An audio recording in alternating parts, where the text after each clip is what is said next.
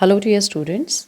आज के इस वीडियो में हम भारत की संथाल जनजाति के बारे में जानेंगे। हम इनके जो निवास क्षेत्र हैं, इनकी भाषा, इनकी समाज संस्कृति, इनके आर्थिक उद्यम, इनकी विवाह प्रथाएं और वर्तमान समय में इनकी क्या स्थिति है, इन सब के बारे में डिस्कस करेंगे। तो सबसे पहले हम डिस्कस करते हैं संथाल जनजाति के लोग भारत में निवास किन किन क्षेत्रों में करते हैं। देखिए, संथाल भारतवर्ष की दूसरी सबसे बड़ी आदिम जनजाति है। इन लोगों की संख्या 2011 में 70 लाख से ऊपर थी और इनका जो मुख्य निवास क्षेत्र है वो है झारखंड। झारखंड जो राज्य है वो संथाल जनजाति का मुख्य निवास क्षेत्र है। झारखंड राज्य में भी विशेष रूप से छोटा नागपुर का पठार का जो हिस्सा है वहाँ पर संथाल जनजाति की जो कंसंट्रेशन है, केंद्रीकरण है संथाल जनजाति के लोगों का, वो अधिक मिलता है। और छोटा नागपुर के पठार में जो के आसपास जो मुख्य रूप से ज़िले जो हैं वो हैं संथाल परगना, रांची, पलामू और हज़ारीबाग। तो संथाल परगना, रांची, पलामू और हज़ारीबाग ज़िले जो हैं वहाँ संथाल जनजाति के लोगों की सबसे अधिक जनसंख्या मिलती है। संथाल परगना जिला भी संथाल जनजाति के लोगों के नाम पर ही पड़ा है और सबसे ज़्यादा केंद्रीकरण इस जिले में पाया जाता है। इसके अलावा यानी जो झारखंड में छोटा नागपुर के पठार के जो ज़िले हैं उनके अलावा उत्तरी बंगाल में वीरभूमि में हमें संथाल जनजाति के लोग मिलते हैं। वहीं उड़ीसा में कटक के सीमावर्ती जो क्षेत्र हैं वहाँ पर भी संथाल जनजाति के लोग निवास करते हैं और इन क्षेत्रों में ये लोग कृषि कार्य करते हैं। असम जो राज्य है वहाँ पर संथाल जनजाति के लोग चाय के बागानों में मजदूरी का काम करते हैं, मजदूरी और कुलियों का काम करते हैं। वहीं दक्षिण बंगाल जो है वहाँ पर दक्षिण बंगाल में जो सूती वस्त्र मिलें हैं और जूट मिलें हैं वहाँ पर भी संथाल जनजाति के लोग मजदूरी करते हैं और इसलिए वहाँ पर भी हमें इस जनजाति के लोग देखने को मिलते हैं। अब संथाल जनजाति के जो निवास क्षेत्र हैं ये यहाँ हम अगर प्रकृति को देखें, नेचर को, क्लाइमेटिक कंडीशंस को देखें तो देखिए इस क्षेत्र में हमें सघन वनस्पति देखने को मिलती है। वहीं यहाँ की जो जलवायु है वो उष्णकटिबंधीय मानसूनी जलवायु है। गर्मियों में तापमान लगभग 40 से 45 डिग्री सेल्सियस तक रहता है औसत तापमान।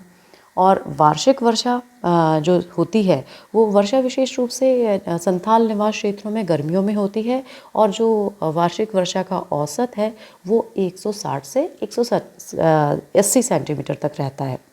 और शीतकालीन जो वर्षा होती है कुछ अमाउंट में संथाल जनजाति के निवास क्षेत्रों में सर्दियों में भी वर्षा होती है और जो शीतकालीन या फिर कह लीजिए सर्दियों की वर्षा का जो औसत है वो 10 सेंटीमीटर के लगभग है।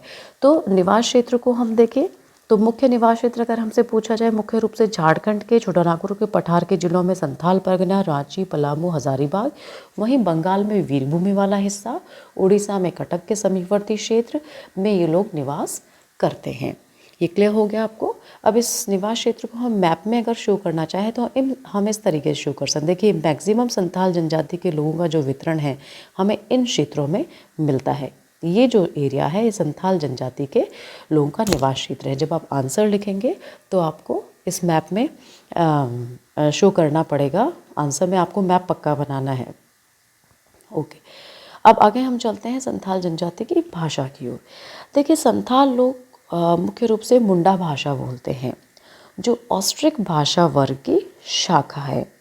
मुंडा भाषा के अलावा बिहारी, बंगाली, आसामी भाषाएं भी आवश्यकताओं के अनुसार संथाल जनजाति के लोगों द्वारा बोली जाती हैं। झारखंड के अलावा संथाल जनजाति के लोग बिहार, बंगाल, असम आदि क्षेत्रों में दूसरे लोगों के संपर्क में उन्हें रहना होता है और यहाँ पर इन्हें बंगाली और या फिर आसामी भी बोलनी पड़ती है। इसलिए हम कह सकते हैं कि संथाल जनजाति के लोग बहुभाषीय हैं क्योंकि ये लोग रोज़गार के लिए बिहार, बंगाल, असम के दूसरे क्षेत्रों में भी जाते हैं। तो जिन क्षेत्रों में जाएंगे वहाँ उन क्षेत्रों की लोकल लैंग्वेज जो है वो उसी से लोकल लैंग्वेज के द्वारा ही हम संपर्क कर सकते हैं। तो इसलिए ये लोग वहाँ की लोकल लैंग्वेज भी सीख गए हैं, बंगाली, आसामी और बिहारी जो भाषा है। और इसलिए हम कह सकते हैं कि भाई केवल मुंडा भाषा ही नहीं आती, संथाली लोगों को ये भाषाएं भी आती हैं और एक से अधिक भाषा आ गई तो वो हम कह सकते हैं कि ये बहुभाषीय हैं। पर इनकी संथालों की अगर मुख्य भाषा की हम बात करें तो मुंडा जो भाषा है वो यहाँ की मुख्य भाषा है। अब हम बात करते हैं संथाल जनजाति की सामाजिक व्यवस्था और संस्कृति की, सोशल ऑर्गेनाइजेशन और कल्चर की। देखिए, संथाल जनजाति के लोग प्रकृति पूजक हैं और ये भूत प्रेतों में विश्वास करते हैं। ये लोग बहुत से वंशों में बांटे गए हैं जिनके नाम नदियों, पशुओं, पौधों या पदार्थों के नाम पर होते हैं। यानी प्रकृति से संबंधित चीज़ों के नाम पर ही इनके वंश होते हैं या गोत्र कहते हैं होते हैं। ये संथाल जनजाति के जो लोग हैं वो गोत्र से बाहर विवाह संबंध को मानने वाले हैं। स्वगोत्री विवाह में ये विश्वास नहीं करते कि इनका जो विवाह है वो गोत्र से बाहर ही होता है। एक्सोगोमी जो का प्रचलन यहाँ पर अधिक है। संथाल लोगों का साधारण संगठन बहुत विकसित ढंग का प्रादेशिक संगठन है। यानी जो साधारण संगठन जो है, टेरिटोरियल ऑर्गेनाइजेशन बहुत विकसित है, जो परहा प्रणाली के नाम से जाना जाता है। यानी ये जो संगठन है, जो इनका जो प्रादेशिक संगठन होता है उसे हम क्या कहते हैं, परहा कहते हैं। और देखिए, हर गांव में एक मुखिया होता है जो गांव की सीमा के अंदर अपने सब निवास करने वाले जो लोग होते हैं, सभी वंशों के लोग होते हैं, उन पर अपना राजनीतिक अधिकार रखता है और उस मुखिया की बात उन सभी लोगों को माननी पड़ती है, चाहे वो किसी भी वंश या गोत्र के हों। बड़े गांव में समाज की सत्ता गांव की पंचायत के अधिकार में होती है, लेकिन वहाँ भी गांव के साधारण व राजनीतिक मामलों में मुखिया की बातें ही महत्वपूर्ण होती हैं। हालांकि बड़े गांव में पंचायत होती है, लेकिन फिर भी ये जो गांव का जो मुखिया होता है ये महत्वपूर्ण होता है और जो भी साधारण या राजनीतिक मामले हैं उसमें अपनी महत्वपूर्ण भूमिका अदा करता है। चलिए, अब हम चलते हैं संथाल लोगों के आर्थिक व्यवस्था की ओर, या इकोनॉमिक ऑक्यूपेशन है उनका, उसकी ओर। देखिए, संथाल लोग अधिकतर खेती करते हैं, यानी कृषि कार्य करते हैं। खेती की कमी को वो वन या आखेट से पूरा करते हैं। यानी कुछ लोग तो खेती करते हैं, लेकिन जहाँ जो लोग खेती नहीं करते हैं या कम प्रोडक्शन हुआ खेती में, तो वो लोग हंटिंग का कार्य भी करते हैं। साथ ही खाद्य संग्रहण का कार्य भी संथाल जनजाति के लोग करते हैं और जंगलों से कंद मूल फल एकत्रित करके भी वो अपना जीवन यापन करते हैं। क्योंकि कोई ज़रूरी नहीं है कि हर जगह पे खेती बहुत अच्छी हो, तो इसलिए खेती के साथ साथ ये आखेट, खाद्य संग्रहण और कंद मूल फल एकत्रित करने का काम भी करते हैं। और ये लोग प्राचीन समय से हम देखें तो जंगल काटकर साफ करने वाली जनजातियों में सबसे उत्तम है। बहुत सी जनजातियां जंगल जो कृषि कार्य करती हैं तो वो शिफ्टिंग एग्रीकल्चर करती हैं। ये लोग बहुत कम मात्रा में जंगल काटकर साफ करते हैं। हालांकि इन्हें अब अच्छा कृषक बनने के लिए अभी उन्हें बहुत कुछ सीखना पड़ेगा, लेकिन फिर भी ये बाकी जनजातियों से बेटर पोजीशन में हैं। जिन भागों में बिना कटे जंगल हैं वहाँ संथाल लोग भूमि साफ करके बस गए हैं। एक ही खेत को ये प्रतिवर्ष बोते हैं, ऐसे छोड़ते नहीं है। फैलो लैंड जो है ना, कि भी कर लिया खेती और फिर छोड़ दिया, तो ये एक ही खेत को हर साल बोते हैं। ये लोग सिंचाई, खाद तथा फसलों के हेर फेर पे अभी कम ध्यान देते हैं, तो इसीलिए जो संथाल जनजाति की खेती की उपज है वो बहुत कम होती है। और इस कारण क्या होता है, इन लोगों को जीवन यापन करने के लिए आखेट तथा मजदूरी की शरण लेनी पड़ती है। खान खोदने, चाय के बागानों में काम करने के लिए ये लोग मजदूरी के मजदूरों के रूप में दूसरे क्षेत्रों में जाते हैं। जैसे झारखंड या छोटा नागपुर के पठार के आसपास जो खनन कार्य करने का काम करना संथाल जनजाति के लोगों द्वारा किया जाता है। असम के चाय के बागानों में ये लोग काम करते हैं। झारखंड में जो अबरक की खानें हैं, कोयला लोहे की खानें हैं, यहाँ संथाल जनजाति के लोग आपको मज़दूरों के रूप में मिल जाएंगे। वहीं जो वेस्ट बंगाल में जो जूट और कॉटन टेक्सटाइल मिल्स हैं वहाँ पर भी मजदूरी करने के लिए संथाल जनजाति के लोग मिलते हैं। तो अगर हम पूरा इनका जो इकोनॉमिक सिस्टम देखें तो कृषि कार्य के अलावा ये जो बाकी जो लेबरर्स के रूप में भी ये लोग काम करते हैं। अब हम बात करते हैं संथाल जनजाति के अंतर्गत विवाह सिस्टम की। देखिए, संथाल समाज में विवाह की दो प्रथाएं प्रचलित है। दोनों ही प्रथाओं में अपने वंश से बाहर दूसरे वंश में विवाह होता है। देखिए वंश को ये लोग पारिश कहते हैं।